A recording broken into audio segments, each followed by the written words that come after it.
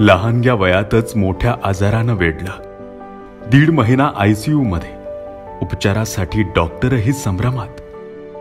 ही कहाणी आहे आपल्या मुलाच्या उपचारासाठी शेवटपर्यंत जीवाचं रान करणाऱ्या संघर्षमय बापाची. माझं नाव रामदास पुंजू गवळे, राहणार भांडणे, तालुका साक्री, जिल्हा धुळे. माझ्या मुलाला जवळजवळ 5-6 महिने पहिले कॅम्पला गेला होता. कॅम्पला जाऊन आला, घरी आला. त्याला थोडा टेम्परेचर आल्यानंतर आम्हाला वाटलं नॉर्मल आहे. त्याला दवाखान्यात ॲडमिट केलं. 3-4 दिवस ॲडमिट झाल्यानंतर सर म्हणे की याला धुळ्याला न्या. तर आम्ही धुळ्याला नेलं. धुळ्याला ICU मध्ये तो 8 दिवस राहिला. तिथले पण डॉक्टर बोलले की तुम्ही इथून आता बॉम्बेला किंवा पुण्याला न्या, की हे वेगळंच आहे.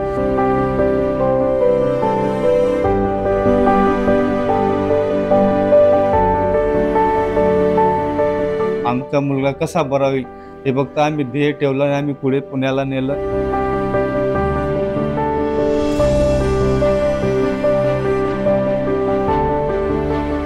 ॲडमिट झाल्यानंतर त्यांना पण कळत नव्हतं की काय असं टेम्परेचर कशामुळे येते, काय होतंय असं. ते 4-5 दिवस रिपोर्ट येईपर्यंत तोपर्यंत ICU मध्ये चालला गेला माझा मुलगा. ICU मध्ये झाल्यानंतर सरांना कळत नव्हतं की एवढं अँटीबायोटिक्स सगळ्या गोष्टी देऊन पण असं टेम्परेचर जात नव्हतं, हेडॅक होत होता आणि वॉमिटिंग होत होत्या.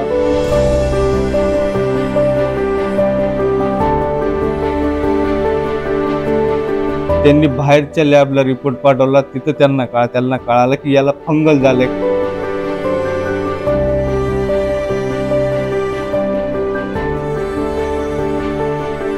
त्यांनी स्टेटमेंट चालू केली, फंगलचं पण स्टेटमेंट चालू केली. तर 25 दिवस त्यांनी इंजेक्शन दिलं. इंजेक्शन एवढे पार होती.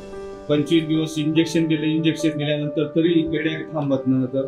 ते जे झटके येत होती, परत टेम्परेचर जात नव्हतं. रोजचं 102-103 ताप होता.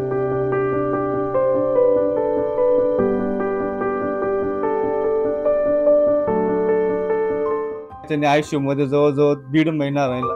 1.5 महिन्यानंतर सुद्धा कळालं नाही की काय होतंय त्याला. पण भगवंताच्या कृपेने एवढा पैसा लागत होता, एवढा खर्च झाला त्याला की आम्ही खर्चाला म्हणजे पैशांकडे न बघता फक्त मुलगा कसा बरा होईल इथून आम्ही फक्त तिथं थांबलो.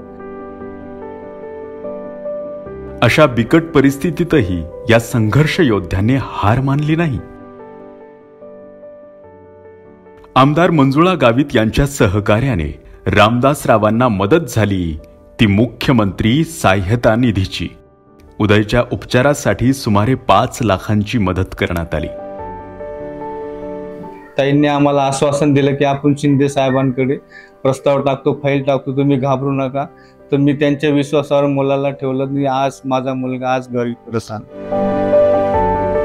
महाराष्ट्राचे कर्तव्यनिष्ठ मुख्यमंत्री एकनाथ शिंदे यांच्या नेतृत्वात उदय सारख्या कित्येक रुग्णांना मुख्यमंत्री सहाय्यता निधीची मदत होते आहे. महाराष्ट्रात आहे शिंदे सरकार, तर होणार गरीब रुग्णांचाही उपचार.